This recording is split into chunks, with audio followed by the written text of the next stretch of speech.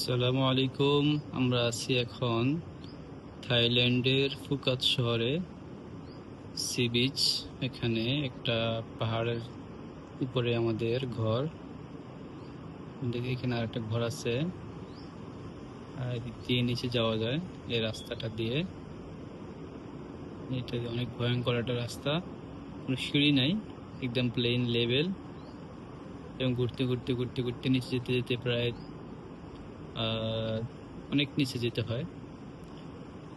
যাওয়ার পরে এখানে সমুদ্র, বিচ, এখানে আছে সুইমিং পুল আছে, অনেক সুন্দর একটা পরিবেশ, একদম সুন্দর।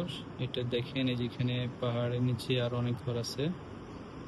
এই যে পাহাড়ের খাপগুলো কেটে কেটে ওরা ঘরগুলো করছে।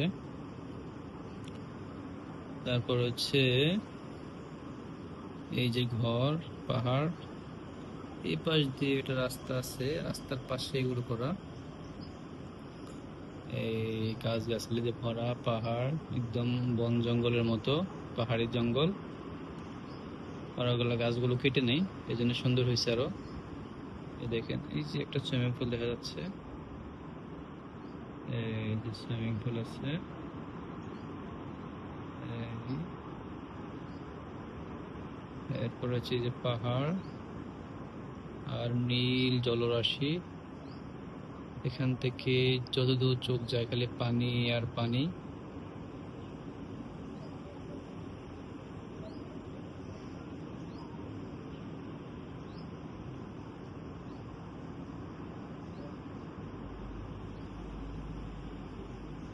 এই এখনো অনেক চলে আসছে, ক্যামেরা দেখানো যাচ্ছে না। অনেকে গোসল করতেছে বিচে। সমুদ্রের পানির গর্জন শুনতে পাচ্ছেন আপনারা। এই যে এখানে তাদের একটা মন্দির আছে, একটা মূর্তি আছে এদের। এখানে একটা শহর, পাহাড়ের পাদদেশে একটা শহর গড়ে উঠছে।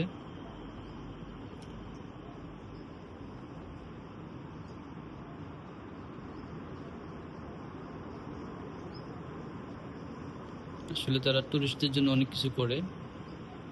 এখানে অনেক টুরিস্ট সারা বিশ্ব থেকে আসে। অনেক সুন্দর পরিবেশ, দেখার মতো। আপনাদের যাদের সুযোগ হয় আসবেন। তবে বাংলাদেশের সমুদ্রের মতো নয়, বাংলাদেশের সমুদ্র আমার কাছে মনে হচ্ছে আরো সুন্দর, অনেক বড়। এটা অত বড় নয়।